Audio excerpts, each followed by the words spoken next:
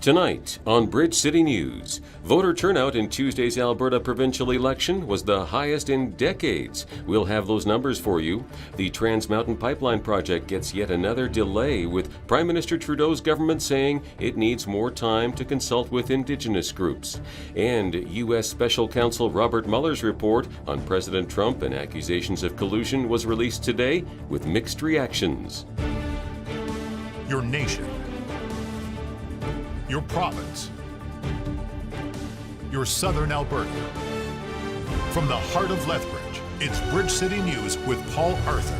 Good evening. Thanks for joining us. I'm Paul Arthur, sitting in for Hal Roberts.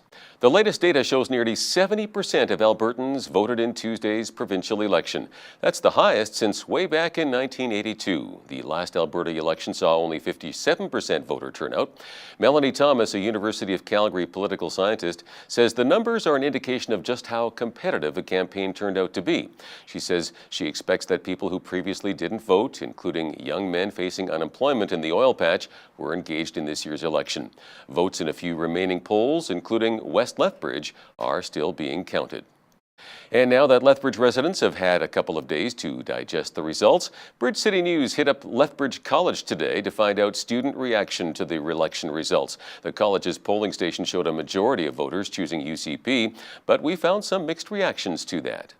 No, I wasn't actually surprised at all by the election. I just think this time around, without a split Conservative vote, it was just bound to happen, 100%. I don't know. To me, the college, in my opinion, has a lot more realistic outlook on the election, I think, than anyone. Like, they're actually going in, a lot of people are going into the trades and stuff, and a lot of people in this province rely on the oil and sector, right? So, I don't know. It made a lot of sense to them, and I think it showed definitely, I think. What are some of the issues that are important to you? Education, minimum wage, I don't know, good, clean environment. And do you think that with the new government in, that those issues that matter to you will be taken care of? No, I don't. Well, I'm in the nursing program, and I know that many of the parties had plans to cut some of the funding for education and nursing, and so for me, it's like I have new values now that kind of correlate with maintaining the good healthcare that we have right now. So. Well, I feel like the UCP supported small businesses where the NDP didn't, and my dad is a small business owner, so I know some policies that the previous government was implementing hurt him, so I'm happy. I'm not really too particular about it. I know that the NDP is going to have a minority government regardless. UPC's got the majority, so the ball's in their court effectively. Even if we do win over in one side of the city, the entire rest of the province and even the rest of the country is conservative now. So that's just the way it goes. Alberta's incoming premier held his first news conference last night, saying a law to repeal the province's carbon tax and another that will cut business taxes will be the first steps his government will take once in power. He and his cabinet will be sworn in on April 30th. Work has already begun in planning to implement the agenda which Albertans endorsed yesterday. So Bill number 1 in that legislature session will be the Carbon Tax Repeal Act. Bill number 2 will be the Open for Business Act. We will also pass the first installment of the job creation tax cut in that first session of the legislature, part of a plan that will create at least 55,000 new full-time private sector jobs. For all of those Albertans, hope is on the way. A government that will be obsessed with job creation and economic growth, with getting a fair deal for Alberta in the Canadian Federation. We're already off to a great start, and I can't wait for the days that are yet to come, brighter days for the people of Alberta. Jason Kenney says he had a cordial 15-minute phone conversation with Prime Minister Trudeau last night, in which congratulations were offered, and they spoke about getting oil and gas to export markets. On the heels of that, today, the Trudeau government says it needs more time to consult with Indigenous groups about the Trans Mountain Pipeline expansion project. It is postponing the deadline on a decision on the project from May 22nd until June 18th. Federal Conservative natural resources critic Shannon Stubbs tweeted in response, saying that clearly there never was a plan to decide in time for summer construction. The election results were not a surprise to most political scientists, including Mount Royal University's poli-sci professor Dr. Dwayne Bratt, who spoke at SACPA today with his analysis of the election. The basic is the state of the economy.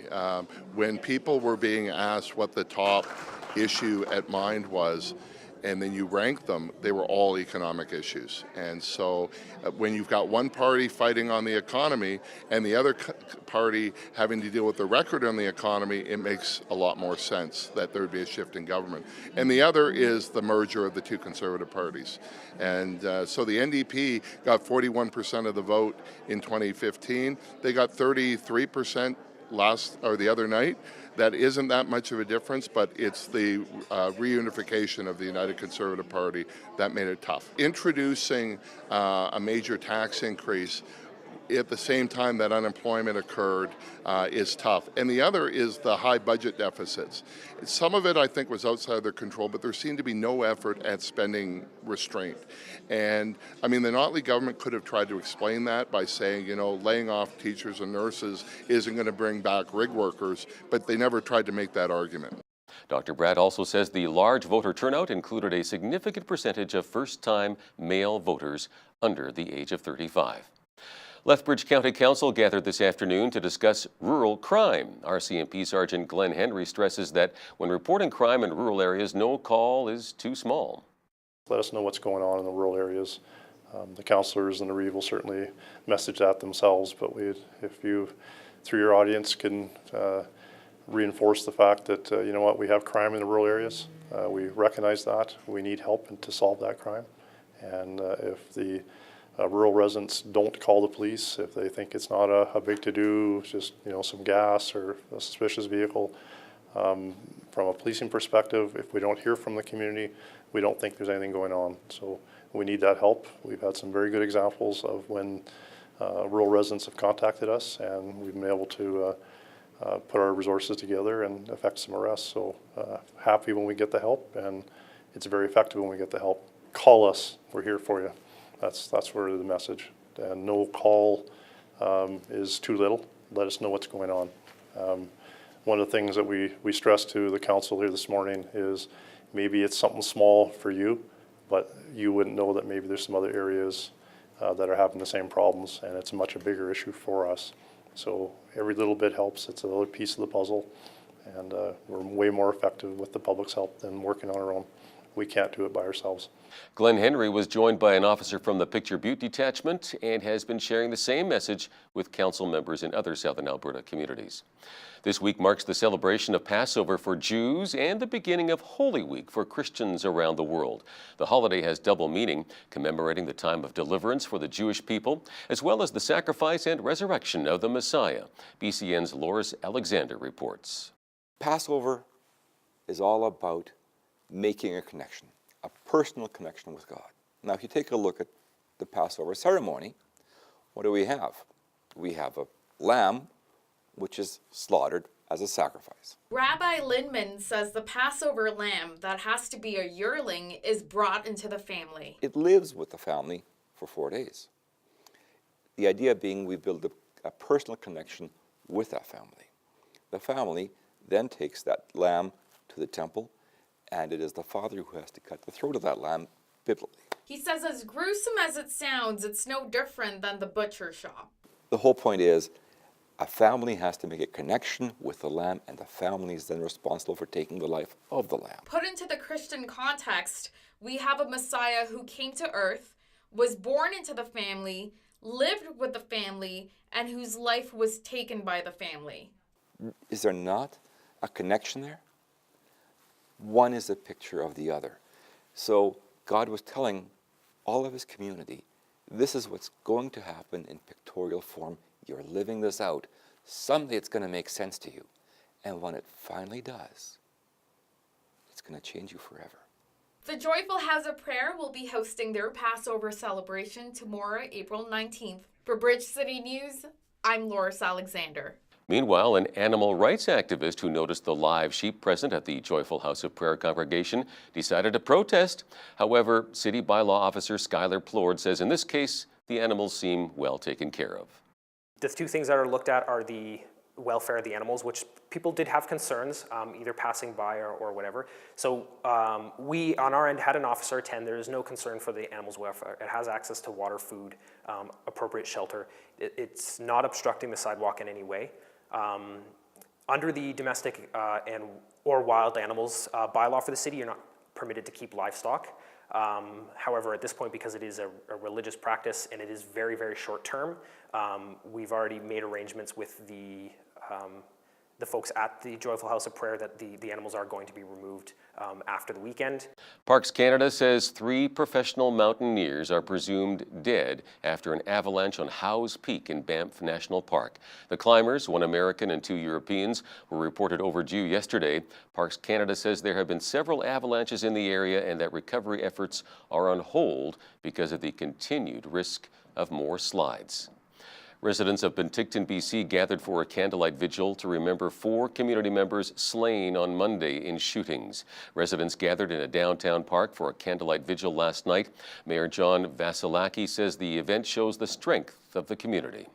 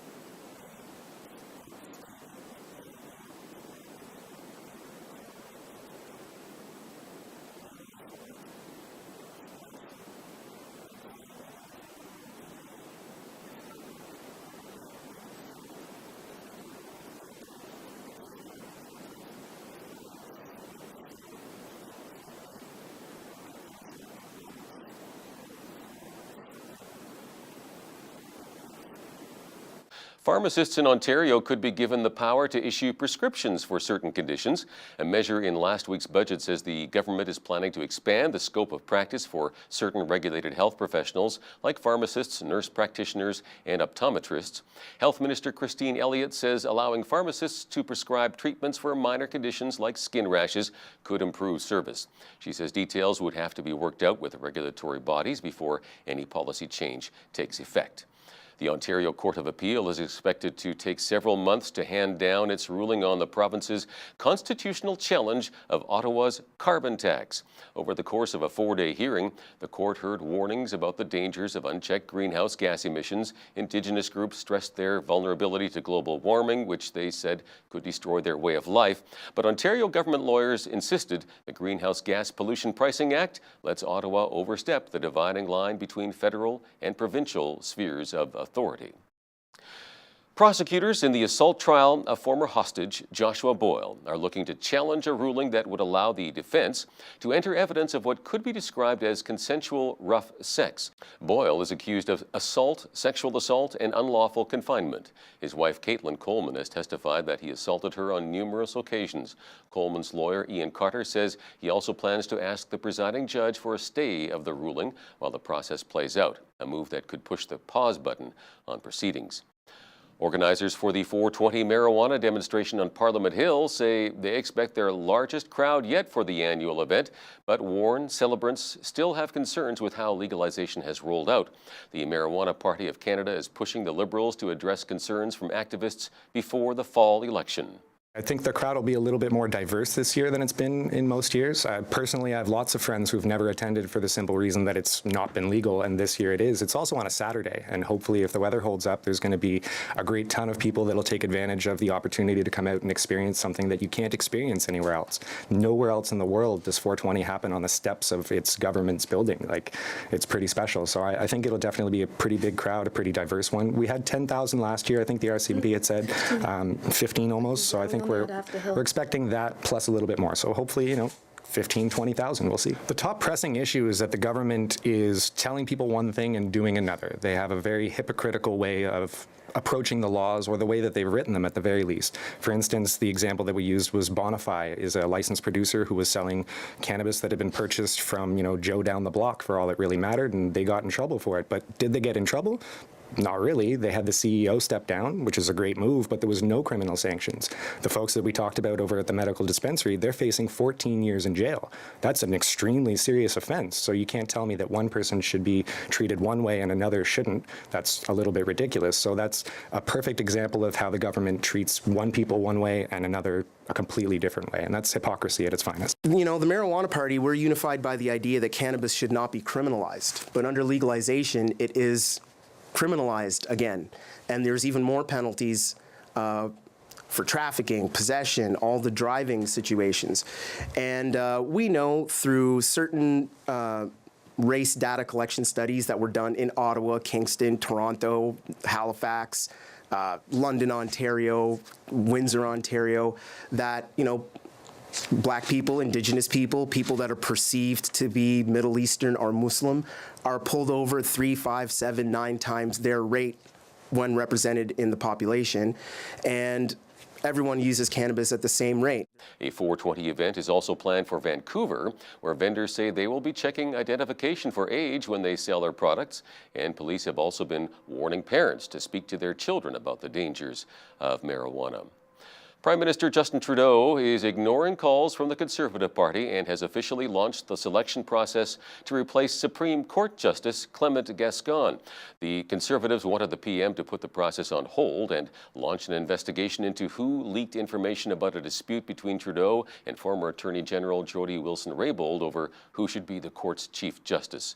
Former Prime Minister Kim Campbell will once again head an advisory panel tasked with drawing up a short list of between 3 and 5 potential candidates from Quebec. A Montreal man convicted of terrorism for nearly killing an airport police officer in Flint, Michigan in 2017 has been sentenced to life in prison.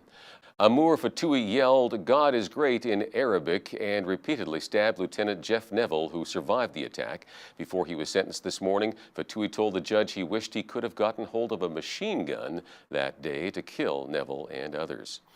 Public at last, Special Counsel Robert Mueller's report revealed to a waiting nation that President Donald Trump tried to seize control of the Russia probe and force Mueller's removal to stop him from investigating potential obstruction of justice by the president. But Mueller states he could not conclusively determine that Trump had committed criminal obstruction of justice. President Donald Trump's lawyer spokesman Rudy Giuliani says he got to see the special counsel report before its redacted release to the public. The big victory is no collusion with the Russians. I don't think you could be any clearer that you can read that collusion 200 pages as much as you want. Believe me, I was up 2 nights going through it, and you're not going to find a darn thing that shows that President Trump or anybody on his campaign had any kind of connection with whatever the Russians were doing. Not at the White House. We went to the Justice Department in a secure room. We couldn't take it out. We couldn't photograph it. We had to leave our phone. Went into a skiff, and the 4 of us, myself, Jay, Jane, and Marty, we read it, and we were going to originally divide it up, but we decided we had to all read it and then share our thoughts about it. So it took. Were you allowed to 2 days. take notes? Allowed to take notes, yes.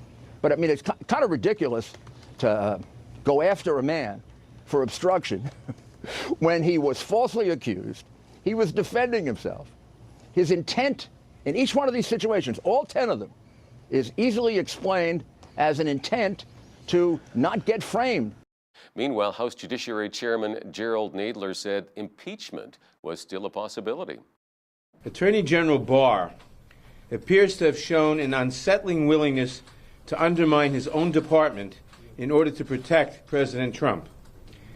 Barr's words and actions suggest he has been disingenuous and misleading in saying the president is clear of wrongdoing. The Attorney General's decision to withhold the full report from Congress is regrettable, but no longer surprising. Barr has so far refused to work with the committee to provide us with information, the kind of information that has been customarily provided in the past and to which the Judiciary Committee is entitled. These concerns and many others will be addressed when Barr testifies before the committee on May 2nd. Even in its incomplete form, however, the Mueller report, incomplete because part of it is redacted, even in its incomplete form, however, the Mueller report outlines disturbing evidence that President Trump engaged in obstruction of justice and other misconduct. I have formally requested that Special Counsel Mueller testify before the House Judiciary Committee as soon as possible so we can get some answers to these critical questions, because we clearly can't believe what Attorney General Barr tells us. When you say that it's Congress's responsibility to hold the president accountable, does that mean impeachment? That's one possibility. There are others. We obviously have to get to the bottom of what happened and take whatever action seems necessary at that time. An electrical short circuit most likely caused the Notre Dame Cathedral fire. That's according to a police official speaking anonymously about the ongoing investigation into Monday's catastrophic blaze at the Paris landmark. The official says investigators still can't get into the cathedral to search in the rubble because it's not safe. Investigators so far believe the fire was accidental and have questioned about 40 cathedral staff and workers who are carrying out renovations. Meanwhile, police say a man arrested after entering New York's St. Patrick's Cathedral with 2 cans of gasoline, lighter fluid, and butane lighters had also been arrested at a New Jersey cathedral a few days ago. 37-year-old Mark Lamparello is facing charges including attempted arson and reckless endangerment. On Monday night in Newark, New Jersey, he was arrested in Sacred Heart Cathedral, according to the Essex County Sheriff's Department. When the cathedral was closing, he refused to leave, resisted arrests, got into a physical altercation with 2 deputy sheriffs, and was arrested that night. The day, in the early morning hours of yesterday, before proceeding to New York City, he did book a flight to Italy for $2,800 that would have left at 5:20 this evening. Is there any sense that this is related to Notre Dame? You would have to say from our standpoint, in terms of the kind of security that we've placed around houses of worship, and an abundance of caution, that there was certainly attention to that at the time he showed up with gasoline and lighters in an iconic church. That was certainly a consideration. I can't tell you that he made any statement in that regard. Alex Trebek has released a new video thanking Jeopardy fans for their messages of encouragement and support as he battles stage 4 of pancreatic cancer. The Canadian-born quiz show host says he is feeling good as he continues cancer therapy and is already working on the next season of Jeopardy. Trebek posted the video on the last day of taping for the 35th anniversary season and says he's already working on the 36th year of Jeopardy and is looking forward to seeing viewers again in September. Well, hope you enjoyed our warm temperatures today. The Easter weekend is looking decent, although we may see some showers late tomorrow and Saturday. Complete weather details on the way. Taking a look at our southern Alberta weather picture, clear skies overnight with a low near 10. For tomorrow, sunny in the morning, then a mix of sun and cloud with a 30% chance of showers late in the afternoon, a southwest wind gusting from 50 to 70 and a high of 21. There is a 60% chance of showers for Saturday and cooler with a high of 10. Sunday, sunny and 16, also looking good for Monday, sunny and 19. Tuesday should bring a mix of sun and cloud with a high of 16 degrees.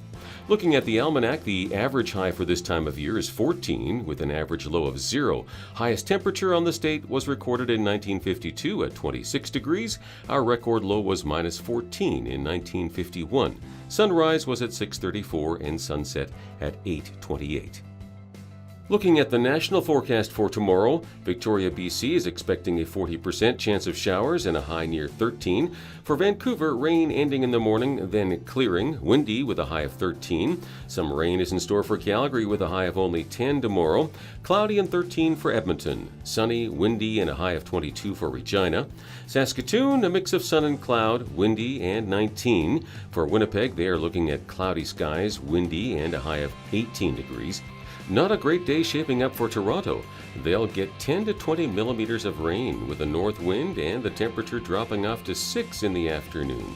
Much the same for Ottawa. In fact, they have a rainfall warning in place for tomorrow. Likewise, Montreal is expecting to get quite a bit of rain with the temperature falling to 8 degrees in the afternoon. In the Maritimes, Fredericton, New Brunswick with a 30% chance of showers and 17. Halifax, Nova Scotia expects some drizzle and fog patches with a high of 14, and similar conditions in Charlottetown, PEI with a high of 13, and in St. John's, Newfoundland expect a cool Good Friday with rain beginning in the afternoon, then changing to snow late in the afternoon with a high of only 6 degrees. Canadian retail sales rose by a better than expected 0.8% in February to $50.6 billion. The first increase in sales since October came on the back of improved results at general merchandise stores as well as home and auto supply stores. Economists had expected an increase of just 0.4%. Retail sales in the U.S. surged in March at the fastest pace since September of 2017 as spending on auto, gasoline, furniture, and clothing jumped. The U.S. Commerce Department says sales increased a seasonally adjusted 1.6% from February. The gain marks a sharp rebound from a lackluster period of sales dating back to December. It's a sign that the healthy American job market has likely made consumers more eager to spend in ways that boost overall economic growth. Ontario-based Canopy Growth has negotiated a $3.4 billion U.S. deal to buy Acreage Holdings if cannabis becomes federally legal in the United States. Under the cash and stock deal, the Smiths Falls-based cannabis company would acquire 100% of the shares of the New York-based firm once cannabis production and sales are legal south of the border. Acreage owns licenses to operate or has management services agreements with license holders in 20 states. Now here's a look at today's markets.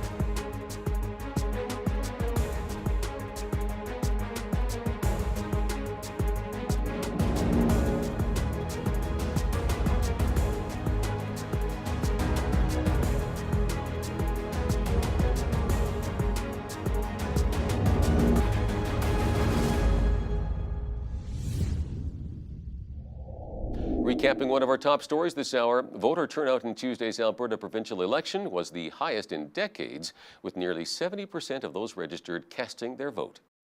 Having a disability can be a challenge for anyone, but if you happen to live in a nation where serious poverty conditions exist, that becomes amplified. Hal Roberts spoke with Ed Epp, Executive Director of Hope and Healing International, about this. The interview is straight ahead. But first, here's a look at what's happening in and around your community. Here's your Bridge City News community calendar. If you're looking for a new-to-you bike, come out to the Lethbridge Bike Swap at Exhibition Park's North Pavilion on Saturday, April 27th. Sell, buy, or donate a bike. Admission is $2 for adults and kids 12 and under are free. Bikes can be dropped off at 9 a.m. Find all kinds of used bikes that are refurbished or can be purchased as is. For more information, visit albertabikeswap.ca. Do you enjoy working with kids? The Lethbridge Soccer Association is looking for coaches for the outdoor soccer season.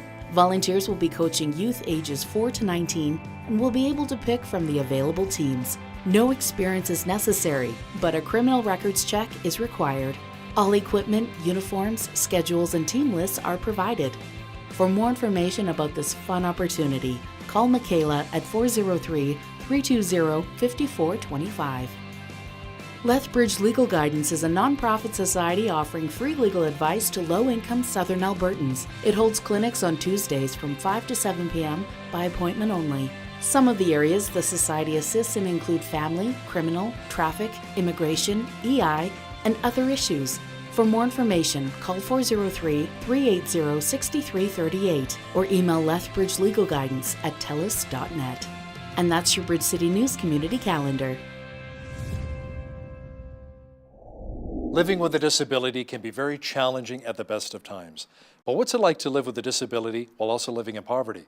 Ed Epp is the Executive Director of Hope and Healing International, and he joins me now to talk about those two very things, hope and healing. Ed, welcome to Bridge City News. Thank you. It's a privilege to be here. And your organization just recently changed its name from Christian Blind Mission Canada, CBM, to Hope and Healing International. What led to that decision? I think it actually came a complete circle to where we started. 110 years ago, CBM started with a pastor in what is now Iran, a German pastor, and he helped children get off the street, children with disabilities. And he actually demonstrated, he believed in the sermon of love, creating ministry as Jesus did with acts of love. And hope and healing is Jesus's ministry. Jesus brought hope, Jesus brought healing, and that was the way Jesus evangelized the world, and that's the way we wanted to as well.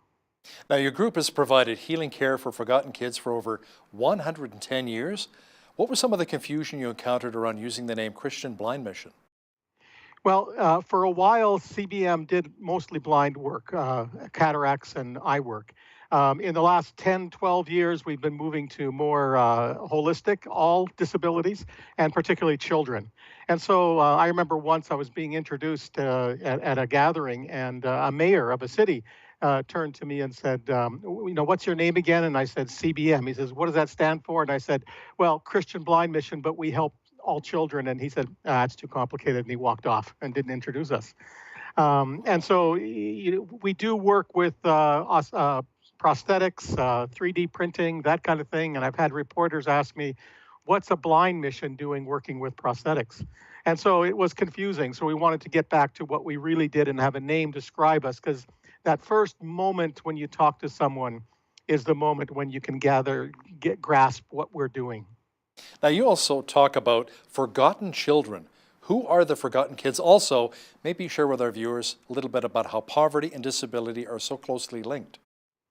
Yeah, Forgotten Children goes right back to Ernst Christoffel, our founder, in his writings, and I love reading his sermons and his writings. He talked about the forgotten children. These were the children on the street with disabilities that had been abandoned by their families. And he actually lost his job as a pastor because he took them into his house. He asked the church if he could support the ministry for these children, and the church said no. He was there to minister to the Germans in Iran, and he actually quit his job and started the ministry on his own, and that led to it. So forgotten children are the children that are forgotten, and today you can still walk the streets around the world, and children with disability are forgotten. They're forgotten. They're left out of school. They're left out of medical care. They're left out of a lot of development agencies that work with children. They don't work with disabled children because that's too complicated. It's too. One organization told me there's not enough hope. And so that's what we're all about. Now, poverty and disability, the cycle of poverty and disability, if you have a disability, you are 50% poorer than your neighbor. Statistics around the world. So if you live in a slum in Kinshasa, Congo, everyone is poor. But if you have a disability in your family is 50% poorer than the rest of the people. If you are poor, a lot of times you have added incidence of disability because of lack of medical care, lack of prevention. So it's a vicious cycle that it has to be broken. Now, is there a difference culturally in some of these poor nations as to how people with disabilities are viewed? Yes. Two answers to that. It's an interesting question. First of all, a lot of countries think that people with disabilities are cursed. And we've actually had parents talk about their child with club foot that has been healed, and they say, you've removed the curse. And so they see it in spiritual terms. So yeah, a lot of countries do that. I always caution our own when I bring people to look at programs, because in our churches, we also have a view sometimes of disability as being caused by God. And so I say, let's not be too critical until we examine our own, take the speck out of take the lumber out of our own eye before we look at the speck in others' eye. But yes, it's much more overt in a lot of countries. Now, you talked about cataracts earlier. You talked about prosthetics. What other types of treatments and services does Hope and Healing offer? Hope and Healing, we're child-focused. So we're working a lot with children and are primarily going into the communities, finding kids with disabilities because a lot of times they're hidden. I have been to homes where the child is locked in the back. And so we find the children, we find out what medical intervention they may need, whether it's clubfoot, prosthetics, orthotics. Sometimes it's operations. A lot of times it's operations. Increasingly, we're seeing cerebral palsy. And so then we work with the parents or the mother or grandmother if the mother is gone. And we teach them therapy. And we try to get, like walking aids, like walkers and things like that to help them. So it's all children with disabilities. Now, the word Christian has been removed from your group's name. Is Hope and Healing International still a Christian organization? I love the question. Of course we are. In fact, we would say that we're aspiring to do the same kind of ministry as Jesus. Jesus did hope and healing, and that's what we're all about. We don't want any confusion, and anyone that gets any mailings or communicates with us will understand right away that we're Christian. But in order to emphasize that, we added a tagline onto our name. It's Forever Christian. So it's Hope and Healing International, Forever Christian. We find that that's a very strong, probably a stronger way than just putting it in your name, of stating that this is your values. These are what you're about. So you share the gospel. Do you also pray for physical healings? And do you work together with some of the local churches? We believe strongly in working with local churches. In fact, I could talk about some of the chaplains that we work with in the hospitals. It's all local chaplains and from local churches because we think that provides a better home church to disciple the people as they come through their healing. Yes, we do pray with people, pray with and for our individuals, the clients. Whenever I'm in the hospitals, I attend the chapel devotional of the day. I invite other people to join me. I've been in the wards with children where the chaplain has led the prayers and I participated. Yeah, that's very much a part of what we do. Now, you still, I guess, work with people who are blind, but what specific type of help is provided? And are you able to do any eye surgery? Yeah, we do a lot of eye surgery. Increasingly, we're looking at the whole hope and healing through the lens of child-focused. Now, in some cases, a lot of eye work is elderly. Just like in Canada, the older you get, the more eye needs you have, cataract surgery and that kind of thing. But in a place like formerly Swaziland, it's now called Eswatini, you have a whole generation, the adults that have died of HIV/AIDS. And so you have grandparents looking after grandkids and increasingly great-grandkids. And if you don't help that grandmother or great-grandmother restore her eyesight, she can't look after the 6 grandkids that she's looking after. And so again, through the lens of the child focused, we are still doing a lot of cataract surgery.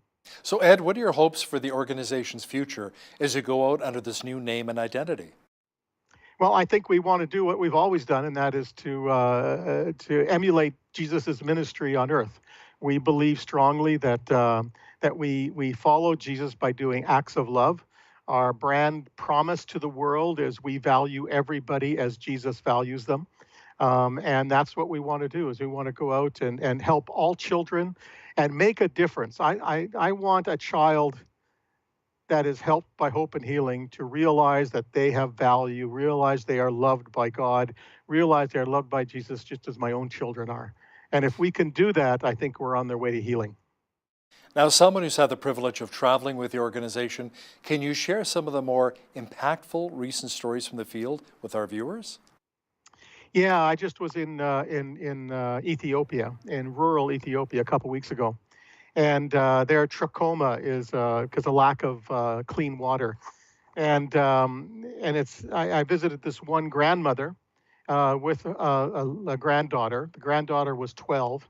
She had been living with her grandmother for 4 years, taking care of her grandmother because her grandmother was blind from trachoma. And it was too late for the grandmother.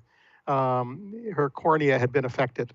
And so here's this 12-year-old that is sacrificing children, sacrificing friends, sacrificing school to look after her grandmother.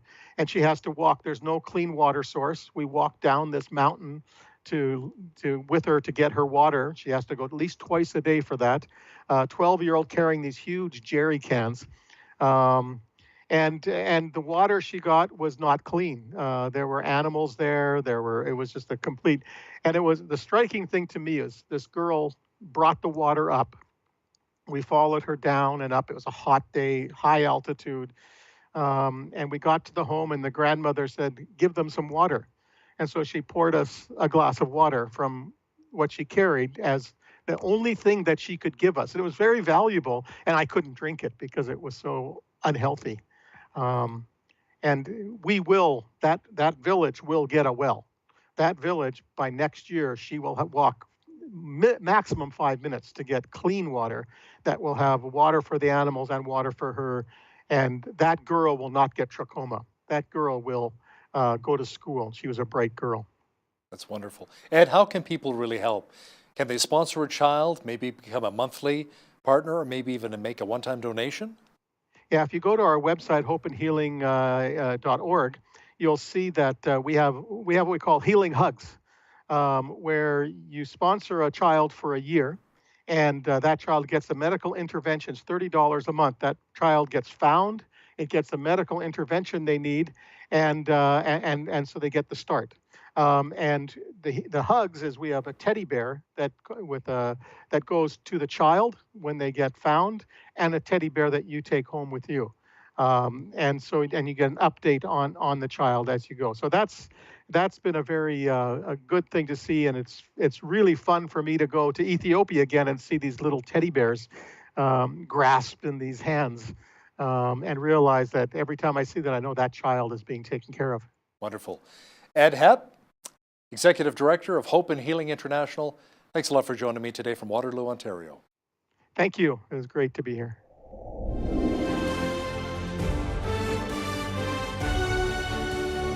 Today's children are constantly using digital devices, gaming systems, computers, and cell phones. Unfortunately, this puts many of our kids at risk to online predators. How much responsibility for their safety should we be carrying as parents and adults? Joining us now to talk about this today is Charlene Doka-Bauer, founder of Internet Sense First. Joining me from London, Ontario. Also joining me at the desk is Catherine Furukawa, a concerned mom of two. Welcome both of you to Bridge City News. Thanks for having me. Thank you for having me. Charlene, first of all, share a little bit about your organization and how you got started. Well, it's an organization. We raise funds to support victims of child pornography.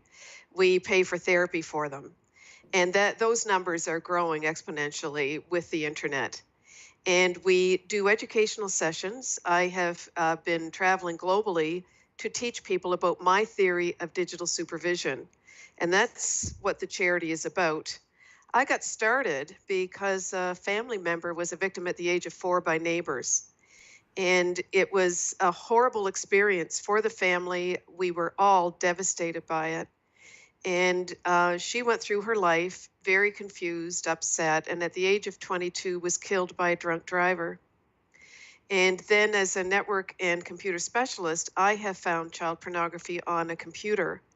And when I discovered it, I realized just how disgusting it is. And I started the charity hoping to do something for my family and turn a negative into a positive. And it's getting there. My family is very excited whenever I have accomplishments and so on, and it gives them more to think about than losing our family member the way we did. Wow, Charlene, age of 4, a victim at the age of 4. Catherine, you have 2 daughters, age 5 and 3. How do you respond to something like that when you hear somebody the age of 4, tender age of 4? It's really terrifying to think that this could be part of a reality with young children. Especially in a little city of Lethbridge, I realize it can happen anywhere, and it is scary, isn't it? It is, incredibly. Charlene, how many parents actually monitor their kids' online activities? Do we really have an idea? No, we don't. Very few, actually. They don't know what's going on. They refuse to believe it. And I don't blame parents, because parents try very hard. I don't want to point my finger and say they're not doing a good job. But what I am saying is that we need to catch up to the digital age. And what I tell a lot of people is that I was teaching 15 years ago, and we were excited on the network. I managed the network, the file server, and everything, excited when we had an animated GIF on the screen.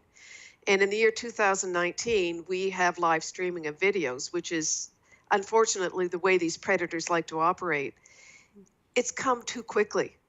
We need to catch up to the digital age. And this is why I've created my theory of digital supervision, because we need to do something to save this generation. They're being exposed to far more than any generation in the history of the world. Well, Catherine, let me ask you something as a concerned parent. How much are you monitoring what your kids are watching online? We monitor our children very closely. YouTube is basically the only online interaction that they have, but they are aware of social media and how that's in our lives. The other day, my 5-year-old was taking a picture of my 3-year-old and said, "Oh, don't worry, I'm not going to post this on social media." So it's what? A 5-year-old's telling you that? Yes. Wow. So I mean, she's not on it, but she's aware of it. It is part of the conversation in our house. Social media, Facebook, Instagram, Twitter. They are aware of these platforms, even though they don't use them. What age would you allow your kids to maybe open up and start up an Instagram account, Twitter account, Facebook account? You know, Hal, I'd probably go with the guidelines that they have as a minimum. And I believe for Instagram, it's 13. And I think that I'd like to push that as much as I can, but would certainly stick with their guidelines and go from there, I guess. We'll see. You know, I hear many parents simply say, "I can't keep up. My kids know way more about technology than I do. There's not much I can do." Charlene, how do you respond to that? Well, as a teacher of high school students, I can safely say that the kids don't know nearly as much as they let on they do. They love throwing around acronyms. They know how to text, sext, game, and do social media. But parents giving these devices to their children have to realize they have a responsibility and should know what they're doing. And I'd like to backtrack a little bit about YouTube. And it's very... that platform, predators love it. And I'll give you an example. There are platforms where in YouTube, kids might do a query about a Peppa Pig type of cartoon. And they would be on there, and there'll be a list of videos related to it. And then there might be one called Teddy Bear's Picnic. And when the child clicks on Teddy Bear's Picnic, it could be XXX porn. So that YouTube is not benign to this type of problem, which is why digital supervision is so important, because you don't want your child seeing XXX porn. And there are children 6, 7, 8 years old addicted to porn because of that type of situation. So I'm just cautioning people on YouTube. It's not the safest platform for children to be on, and I'd like the mother in your studio to know that. You know, I'm glad you brought that up too, Charlene, because we had a story about Momo, this character which gets kids to harm themselves, stab themselves, attack their parents. And a lot of times what these predators are doing, they're taking children's videos, and then halfway through the video, they're putting in this bizarre bird-like human character and having kids harm themselves. So, I mean, we really have to be on our children all the times, but can we? I mean, do you have the time, Catherine? Do you make the time, I guess, right?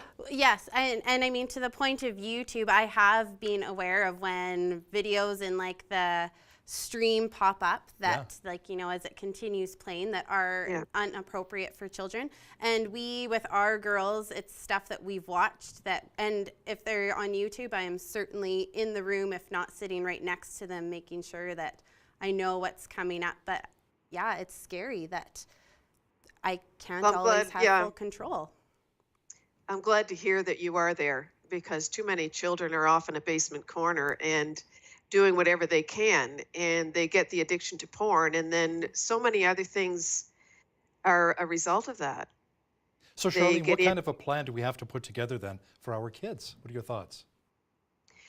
Well, with digital supervision, you have the iPads, the cell phones. The biggest problem now are the cell phones. We are partnered with a company called Atom Networks and Nerds on Site, and they have a filter with artificial intelligence on it. It's basically for the computer and the laptop.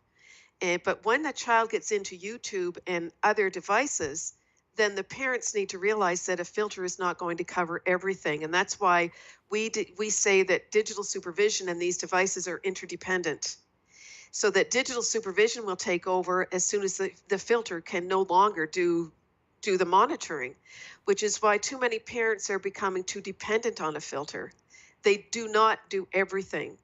The one thing that I mentioned to parents is that put a keylogger on your cell phone. You own it. If your child is taking self-exploitive pictures, which means nudes, then they are creating, if they're under the age of 18, they are producing child pornography. And let me ask you something, Charlene, let me ask you something. Sorry to interrupt there. How often do you hear about, let's say, parents who hear that their children have befriended other kids, they think they're their age, when in fact they turn out to be predators?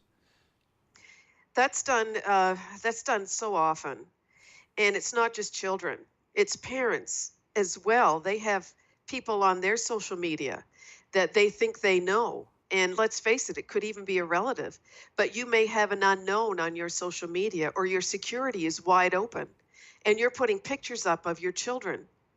These pictures can then be taken and morphed into child pornography positions, which has happened already in the world. And it's digital supervision is to the children, the youth, and the parents, because parents are not benign to doing things that are unsafe for their children. Now, Charlene, you've actually suggested in the past that parents keep the modem or the router in the bedroom. And why do you say that? Yes, for two reasons. If the router is in the bedroom, you can turn it off at night. And when you have a filter or a modem, you can program it to turn off at a certain time. If people are not computer savvy, which is why I've written digital supervision, if they take it into their bedroom, they can turn it off, and their kids can't tiptoe around and turn it back on and do what they want. You make sure there are no unsecure routers in your neighborhood, because your children will go on the unsecure routers. The other reason is because you're telling your children you are in charge. Right now, children are in charge of the internet in their homes. The minute you put a gateway to the internet in your home, your responsibility as a parent increases exponentially, because whatever your children are doing, you're responsible for.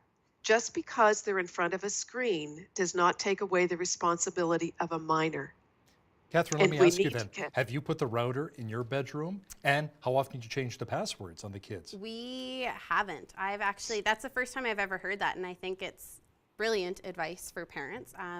Our children can't log on to our devices. They don't have the passwords. And so far it's not an issue, but definitely something we'll keep in mind as they get older and have more access to the devices in our house, for sure. Charlene, how about investing in some new software to block those pornography sites? More than just the filters that were given. These kids, when they get older, when they're younger, it's good. When they get older, they can get around any block. I know as a network administrator in a high school, I would go in, and this was a professional corporate proxy server, and I would block sites. This is better than anything you could get at home. And I would go into another classroom, and there they'd be on it anyway, laughing and saying, oh, we got around the block. Now, the new filter that is that has been developed by Atom Networks has artificial intelligence attached to it. The filter is a piece of technology or device that you can put on your computer, and then it will be a detangler, and you will not be able to go on certain sites. They have a bright web, they call it. And once that bright web is there, then your children will not be able to go to certain sites. Catherine, what are you teaching your children when it comes to online safety? Education is key, and you've got a 5- and a 3-year-old. What are you saying to them? Do you know, to be honest, we haven't done much because they don't have access. And so it hasn't been part of our conversation when it comes to social media, but I would love tips that we should start introducing now for our 5-year-old, because I mean, it'll be, before I know it, she'll be asking for access, and I'd love all the advice we can get. Yeah, let's hear it, Charlene. Let's hear the tips and advice you have for us. Well, I have to say it's perfect timing. When you said they were 5 and 3, I thought, oh, this is perfect. First of all, you're doing the right thing by never letting them be alone on these devices, especially at those young ages, because once there is exposure to pornography, their innocence is gone. That's it. And there is an epidemic of children anxious and depressed because they've seen this sort of thing, but they don't know what to do about it. They don't know what to say to their parents because they know it's wrong. You need fully open communication with your children to talk to them about good pictures, bad pictures. And I tell people, please don't be afraid to use the words pornography or child pornography, because you're teaching your children terms that they're hearing on the TV anyway. If the news is on and your children are there, they're going to hear there's been a child pornography arrest. And you need to explain to your children, that's when people take bad pictures of you. And that would be without clothes on your private parts. And your private parts can be defined as whatever is covered with a bathing suit. So that these definitions have to be very clear to your children so that they can start realizing that someone taking a camera when maybe you're changing isn't a good thing. And the communication is huge. Looking at the browser, the internet browser is huge. Talking to your children openly about what can happen when they're on devices. For example, I was talking to a young man one time about a person he was playing with on the internet. Oh, what's their name? Are they older? You don't villainize a child for being a victim, because you're villainizing them twice then. So Charlene, should we set firm limits on how much time our kids spend on their digital devices, especially cell phones and social media? Those firm limits? Yeah, I would absolutely. As I said, depression and anxiety is huge right now, and it's all about what am I going to miss if I'm not on the device.